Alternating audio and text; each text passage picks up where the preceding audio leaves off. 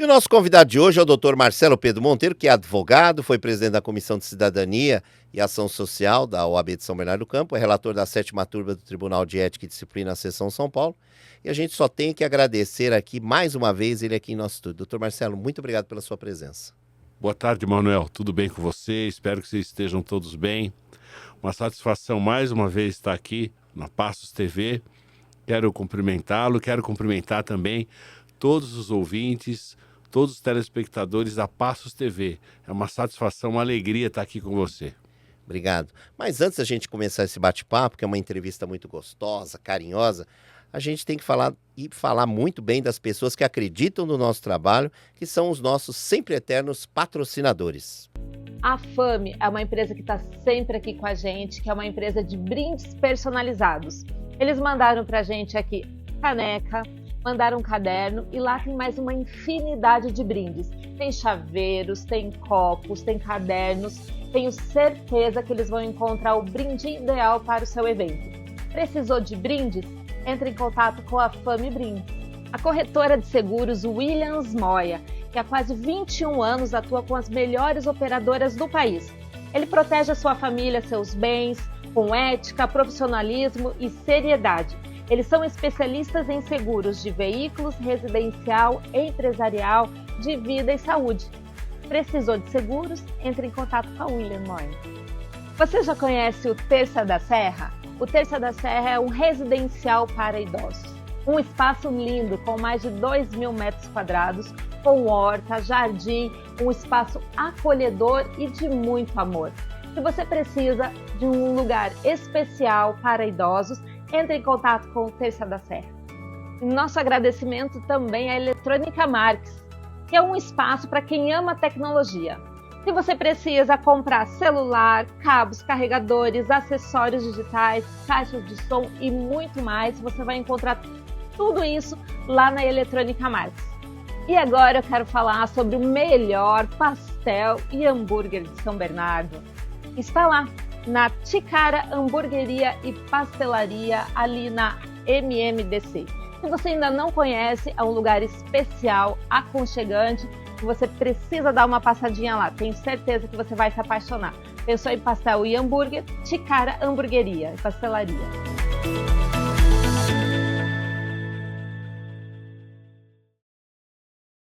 Bom, antes de mais nada, muito obrigado, como eu disse mais uma vez. Doutor Marcelo, a gente tem muita coisa para falar e o tempo urge, que nem o senhor fala, e as pessoas que vão nos assistir.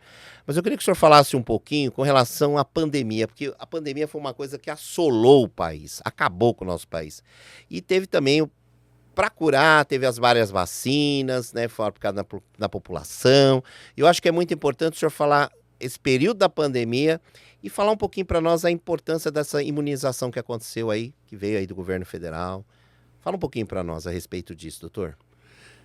O pior da pandemia, na minha opinião, foi perder vidas humanas. No Brasil morreram 700 mil pessoas. E eu acho que a gente teve um problema no Brasil, que foi o primeiro discurso do ex-presidente, quando presidia o país. Aquele discurso da gripezinha, quando ele disse que não era nada, que não era nada. Então, vamos transportar esse discurso para o passado. Vamos imaginar, por exemplo, o presidente Geisel em 74, que era um ditador, o general Ernesto Geisel. Imagine você, naquela crise que já faz mais de 50 anos, que houve uma crise de meningite gravíssima no Brasil. Imagine se o presidente da República tivesse ido à rede de TV e ter informado, falou, olha, não é nada, meningite não é nada, toma uma aspirina, isso é uma gripezinha. Então, foi gravíssimo isso. Isso gerou um efeito na população muito grave, porque a população acaba dando valor ao que se fala de acordo com o nível do posto que aquela pessoa ocupa. Quando ela ouve do presidente da República que era uma gripezinha, aquela pessoa que estava em dúvida se ia no churrasco da família, no churrasco do vizinho, naquela festa de aniversário do vizinho ou não, Pronto. Ali ela tirou toda e qualquer dúvida. Ela foi ao churrasco, ela foi à festa. Ela se comunicou com outras pessoas, esteve lá pessoalmente e, consequentemente, acabou contraindo a doença. Então, porque é simples, considerou o que o presidente da República estava falando. E já havia um alerta naquele momento que não era uma gripezinha. O próprio Henrique Mandetta, que era o ministro da saúde dele, naqueles primeiros momentos, alertou, inclusive ele fala isso numa entrevista recentemente, que o discurso não combinado não foi aquele. Aquilo foi uma coisa de improviso e que acabou mergulhando o país na contaminação do Covid naqueles primeiros momentos. Isso foi gravíssimo. Vamos transportar para um outro momento da República. Vamos, por exemplo, no governo Fernando Henrique Cardoso, quando explodiram os casos de AIDS no Brasil. Imagine você, ele tomou posse em 1º de janeiro de 95, que foi eleito em 94. Imagine você, o presidente Fernando Henrique, indo à TV e falando o seguinte, falei, o que é AIDS? Imagina, AIDS não é nada. Não é nada. Olha, pode namorar sem camisinha. Não precisa. Qualquer coisa, toma uma aspirina. Está resolvido, não tem que se preocupar com nada. O que a população iria dizer? O presidente da República ficou completamente louco de falar um negócio desse em rede nacional. Não é isso? Então, e foi isso que aconteceu. E, lamentavelmente, esse fato ele é pouco avaliado. E eu tenho comigo que ele foi um fato gravíssimo que aconteceu naqueles primeiros anos da pandemia. É muito triste, sabe, doutor Marcelo, porque muitas vezes amigos nossos morreram, como seus também, amigos, morreram, gente jovem, gente... E falar que é uma gripezinha, que não tinha perigo, que não precisava tomar vacina, lembra? Não precisa tomar vacina tal, e dificuldade. O senhor viu, assim, o tanto de dificuldade que tinha para se importar essa vacina para as pessoas tomarem? O senhor lembra também disso? Não, nós tivemos um problema no Brasil de vacinação e temos ainda até hoje, porque as vacinas, elas foram questionadas. Então, voltamos a ter casos de sarampo. Nós voltamos a ter, inclusive... olha, mais um outro momento histórico do que aconteceu no Brasil nos últimos anos. Vamos de 50 anos para cá, de 1974 para cá. Vamos pegar, por exemplo, o governo Figueiredo, foi o último dos generais, que era um ditador também. Ele desenvolveu a Sabin. Foi a partir do governo dele que começou a erradicação da poliomielite no Brasil. Então, veja, existe inclusive até fotos na internet, até mesmo os generais da época da ditadura convocavam a imprensa e tomavam a vacina à frente dos repórteres. Tem uma foto, inclusive, do Costa e Silva, veja. O Costa e Silva, que foi o segundo presidente da ditadura, o segundo general, depois do Castelo Branco. Teve o golpe em 64, em 66 o Castelo Branco tinha até interesse em devolver o Brasil para a democracia, mas ele foi vencido pelo grupo mais radical da ditadura, que era liderado pelo Arthur da Costa e Silva, que assumiu o presidente da República. Ele se vacinou contra a varíola. Então, a gente vive isso no Brasil. A gente precisa retomar as campanhas de vacina, informando a população que as vacinas são importantíssimas na erradicação das doenças. Doutor, agora a gente muda um pouquinho, falar um pouquinho sobre as novas doenças profissionais. E aproveitando falar das novas doenças profissionais, a gente tem que falar, por exemplo, muitas vezes sobre o assédio sexual nas empresas também. O que fazer? É importante o senhor falar sobre isso, viu? Você sabe que eu vou muito para o tribunal? Sim, a gente tem visto nas redes sociais.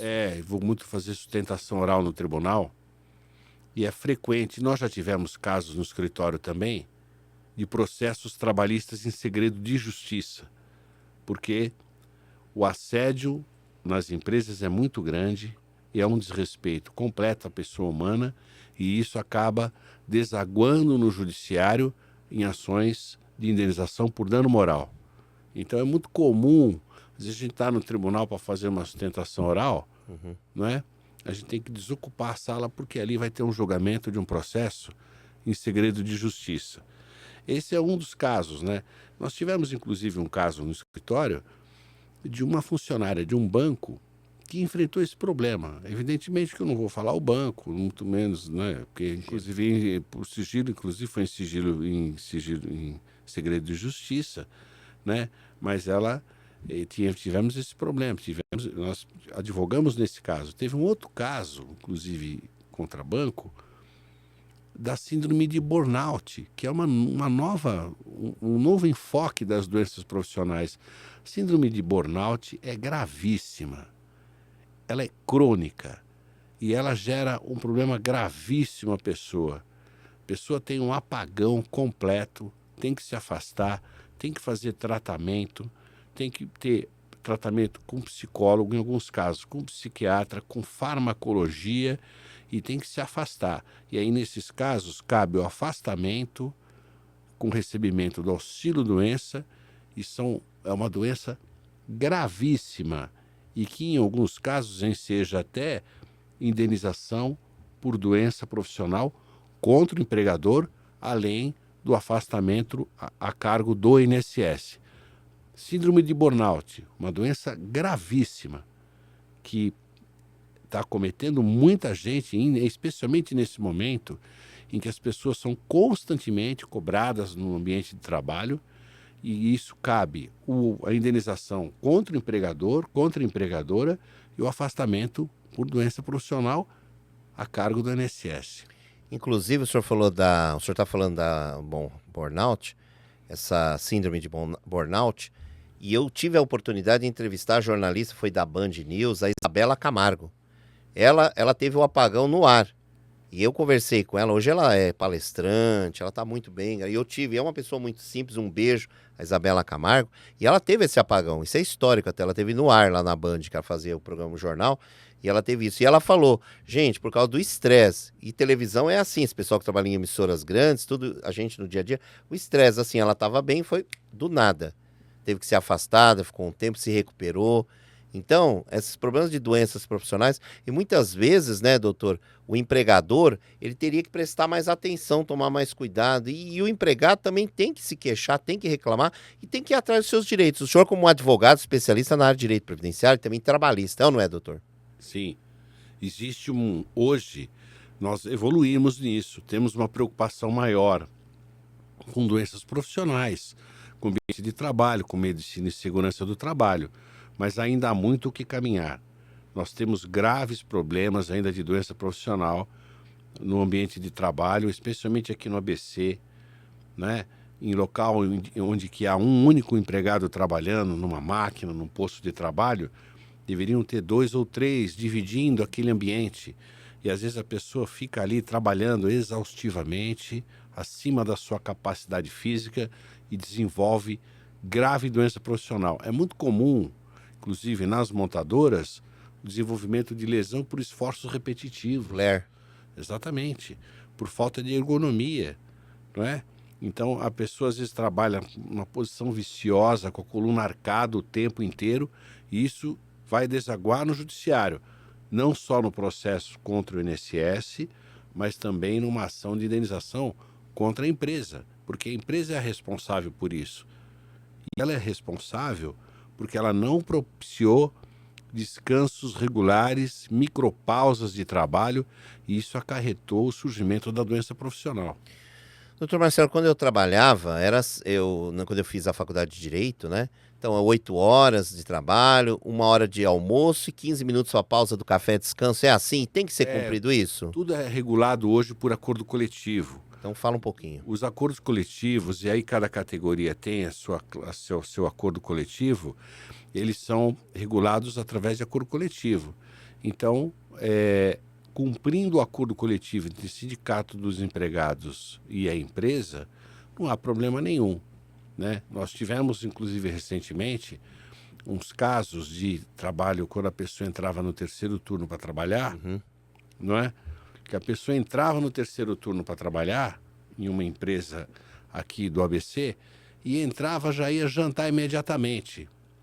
Então, quer dizer, o empregado chega descansado para trabalhar. Ele está chegando descansado. E aí a empresa conduz o empregado imediatamente para jantar. Está errado. O intervalo tem que ser no meio da jornada, para que ele se recupere até o final da jornada. Ele não pode jantar no início da jornada e ficar 7 horas seguidas trabalhando sem descanso. Então começou a surgir acordo coletivo para regular isso, certo? Mas também aconteceu de alguns juízes não considerarem esse acordo coletivo. E isso não ser enquadrado como um acordo coletivo, porque se configura como se não tivesse intervalo. Uma vez que é obrigado a jantar no início da jornada e depois permanece 7 horas seguidas sem descanso, só com uma pausa lá no meio da madrugada por um café de 10 minutos. Doutor Marcelo Pedro Monteiro, eu pergunto para o senhor, se acontecer esse tipo de coisa, se o empregador for arbitrário, o empregado tem que procurar socorrer a quem? Nesse tipo de coisa que o senhor colocou? Isso, tem que procurar o judiciário, contrata advogado, e ingressa com a ação e vai se valer dos seus direitos no judiciário. E cabe o pagamento de hora extra, não é? E tem que fazer essa prova de que janta no início da jornada, caso a empresa negue isso e faz a prova, comprovado isso, não tendo acordo coletivo, na grande maioria dos casos o judiciário vem acolhendo. Então eu digo sempre, como eu estou aqui com o Dr. Marcelo Pedro Monteiro, advogado, especialista na área de direito do trabalho, previdenciário, é um advogado que trabalha já há muito tempo nesses casos, e eu vejo o seguinte: procure os seus direitos, vá até a OAB, procure, escolha um bom advogado, não é? E é sempre assim, o advogado é indispensável à justiça. Sem advogado não se faz o quê? Justiça, né, doutor Marcelo? Está na Constituição. Então eu digo para você o seguinte, se anime sempre. Então, quando eu falo se anime sempre, sabe por quê, doutor? Porque o Natal está chegando, nós estamos em novembro. O senhor já está se preparando aí para o Natal ou não? Olha, Manuel, inclusive hoje, que é hoje é dia de Black Friday, né? O trânsito foi um pouco mais difícil de chegar aqui hoje do que o normal. É mesmo? É. Ai, meu Deus. Mas olha, doutor, eu quero deixar aqui o espaço agora, depois que o senhor respondeu aí a todas as dúvidas, e sempre eu digo que se você tem dúvida, vai lá no nosso canal, vai lá no programa, faz pergunta lá na Passo TV ABC, porque é importante, se você quer saber alguma coisa, alguma dúvida, se inscreva lá no nosso canal, faça essa pergunta, mas eu deixo aqui o espaço para o senhor fazer as suas considerações finais. Manuel, foi uma alegria, uma satisfação estar aqui.